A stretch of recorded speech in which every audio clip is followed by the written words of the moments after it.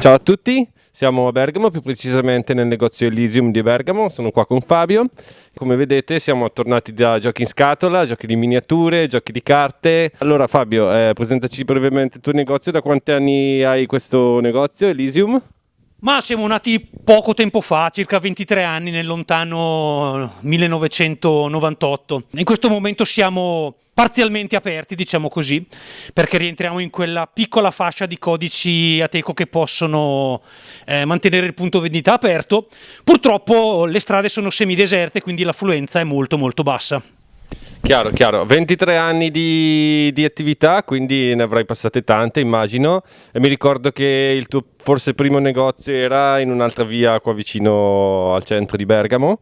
Poi dopo hai deciso di spostarti qua, ingrandendo il locale. E forse eri anche il primo a Bergamo? Sì, quando ho aperto ero il primo, sono stato l'unico per parecchi anni. Poi la città si è finalmente un po' evoluta e adesso ho qualche volenteroso collega che mi supporta nella diffusione di questa nicchia di giochi che purtroppo nel nostro paese è un pochino trascurata. Se non c'è scritto Monopoli o Risico sopra, l'italiano medio non capisce di cosa si tratti e quindi non esplora nemmeno il prodotto e la situazione.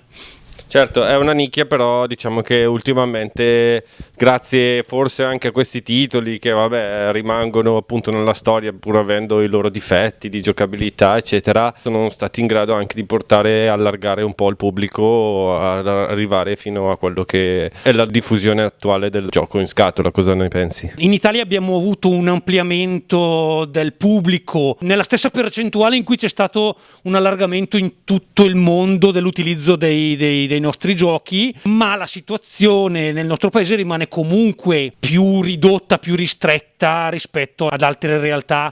In Francia abbiamo numeri 5-6 volte maggiori, per fare un esempio, su un paese che ha pressoché gli stessi abitanti del nostro. Ecco. Diciamo che le case editrici si sono un attimino evolute in questo senso, producendo, ma in tutto il mondo questo, titoli più semplici da utilizzare senza sacrificare la profondità. Si sono concentrate molto sui brand conosciuti provenienti dal cinema o dalla letteratura o dai fumetti, e quindi questo ha portato un attimino ad una spettacolarizzazione del nostro settore, dandogli un po' più di visibilità. Questo è da riconoscere, sì. In particolare Fabio, raccontaci come sta andando questo lockdown. Come dicevo prima, possiamo rimanere aperti e voi potete venire a trovarci se non trovate nel vostro comune o nella vostra zona un articolo che potete invece trovare da noi, ne avete piena facoltà. Ma potete anche contattarci telefonicamente o via internet e noi consegniamo in tutta la provincia i nostri giochi in questo periodo senza nessun problema. Eventualmente visitate il nostro sito per approfondire le condizioni di queste consegne a domicilio. Ok, a questo proposito appunto abbiamo visto che nell'ambito commerciale tutte le attività si stanno organizzando per poter proporre anche modalità a domicilio, appunto accordandosi a distanza per poter continuare a fare la propria attività. Tu in particolare quali sono le strategie che hai messo in atto per poter far fronte un po' a questa perdita del passaggio del cliente della strada, diciamo, attirato dalla vetrina? Dunque, siamo in uscita con il nuovo sito internet tra pochi giorni, tramite il quale potrete ordinare direttamente e automaticamente come su un classico e-commerce per facilitarvi l'acquisto in negozio. Oppure, se volete, anche molto artigianalmente, ci chiamate e noi vi portiamo i giochi a casa. Abbiamo dei costi di consegna bassissimi o addirittura azzerati oltre determinate soglie di acquisto. Sicuramente questa è una valida alternativa per quelli che sono i grandi portali tipo Amazon eccetera, che pur offrendo magari ogni tanto prezzi competitivi sicuramente non hanno quella grande scelta e quella professionalità e quei prodotti tipici di un negozio come questo di Elysium. Io ti ringrazio molto per l'assist, Lorenzo, perché al di là di quella che è la mia attività commerciale, vi esorterei a supportare i piccoli negozi, soprattutto in questo momento, perché non avrete affatto la certezza che l'anno prossimo questi negozi saranno ancora lì a servirvi se non ci andate ora. Allora, a questo proposito, Fabio, dici, secondo la tua esperienza come venditore, ci sono dei titoli o comunque dei tipologie di giochi che sono stati venduti di più proprio in questo momento storico? Parlando di giochi in scatola, la tipologia più pandemic friendly, diciamo così, è quella dei giochi di taglio family, quelli che noi chiamiamo appunto family, perché sono giochi destinati alle famiglie, giochi più semplici della media, e questo perché ovviamente le famiglie sono in casa, mentre invece i gruppi di amici, le ludoteche, i club, i circoli sono chiusi, non possono incontrarsi, quindi i giocatori hardcore, non potendo incontrarsi, giocano meno, quindi si vendono meno titoli di un certo spessore e più titoli adatti un po' a tutti e soprattutto a genitori, amici, fratelli. L'altro ragionamento è sulle miniature. Si vendono un sacco di colori e di miniature in questo periodo, perché tutti sono in fortissimo arretrato da anni di miniature collezionate e mai dipinte, e questo è il momento buono per portarsi avanti quei lavori, per recuperare il terreno perso e le centinaia di pezzi che sono stati giocati ma mai nobilitati con la pittura. Anch'io ho diverse miniature a casa che devo ancora dipingere arretrate, magari potrei portartele qua per farmele fare da te, cosa dici?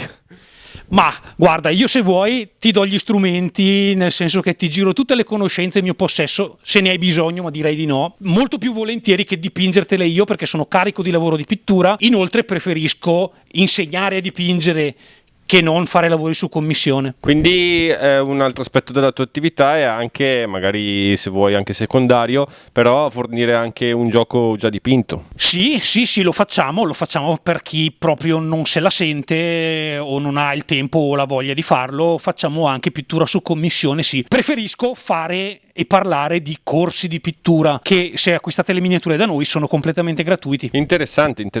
Ok, io credevo anche che i giochi in solitario fossero un po' più in diffusione, cosa ne pensi? Può sembrare una contraddizione in termini il gioco di società in solitario, ma come dicevo prima ha una finalità per quegli appassionati, e sono tanti, che non trovano in famiglia dei compagni di gioco che hanno la pazienza di seguirli nel loro hobby, e quindi hanno un loro mercato, anche se certo la contraddizione in termini c'è, è evidente. Non ne parlerei affatto come un prodotto di bassa lega o di fascia inferiore, anzi spesso è lo stesso gioco o addirittura migliore rispetto alla versione da giocare in gruppo. Serve allo scopo, diciamo così. Mi era capitato su qualche social di vedere addirittura delle offese dicendo i giochi solitari, voi spingete la gente ad isolarsi. Guarda, io non penso proprio questa cosa. Secondo me giocare in solitario corrisponde un po' a leggere un libro piuttosto che guardare la televisione. Cosa ne pensi a questo proposito? Io non sono un fan del gioco in solitario. Il gioco è bello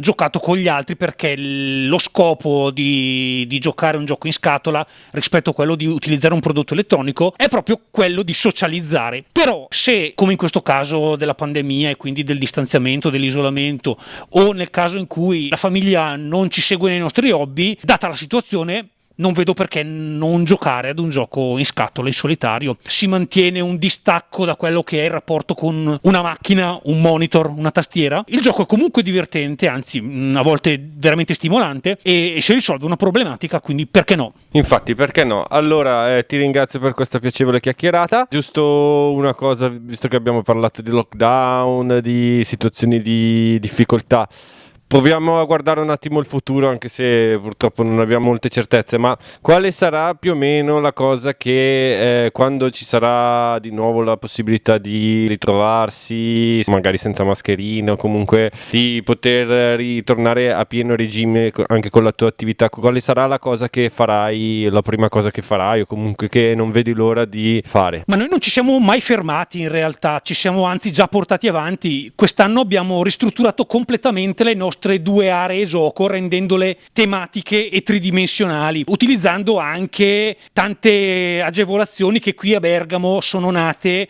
proprio per ripartire in favore dei negozi. Quindi la prima cosa che farò appena si potrà farlo sarà proprio quella di riprendere e intensificare l'attività di gioco in negozio, quindi dimostrazioni, tornei, piccole fiere che a loro volta si sono adeguate a questa situazione e ci hanno chiesto di collaborare, una su tutta Lucca Games, che quest'anno è diventata Lucca Changes. L'utilizzo di queste due nuovissime, bellissime sale sarà la priorità appena lo si potrà fare. Non vedo l'ora di tornare a giocare con te, Fabio, anche se spesso mi vedi, come vedi, a portarti i giochi, a romperti un po' le balle e ovviamente anche a comprare qualche gioco per il mio divertimento personale. Anche io sono uno di quelli che purtroppo spesso non ha giocatori in casa, quindi in questo momento di lockdown mi sono buttato più sul solitario, nelle attività creative, dipingere, eccetera, eccetera. Ti faccio un grosso in bocca al lupo per la tua attività e ti ringrazio. Grazie Lorenzo e grazie a tutti quelli che ci hanno guardato. Ciao!